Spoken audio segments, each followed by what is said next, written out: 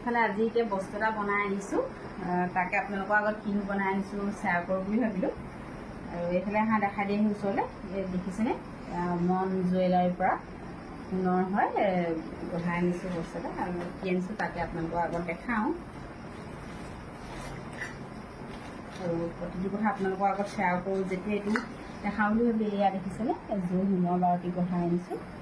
কেনেকুৱা লাগিছে বাৰু আপোনালোকে জনাবলৈ নাপাহৰিব দেই। আৰু এইযোৰ খালি মোৰ নিজৰ কাৰণে নহয়, এইযোৰ মই বিয়াত প্ৰেজেণ্ট দিবৰ কাৰণে বনাই আনিছোঁ। বিয়া এখনত প্ৰেজেণ্ট দিবৰ কাৰণে বনাই আনিছোঁ।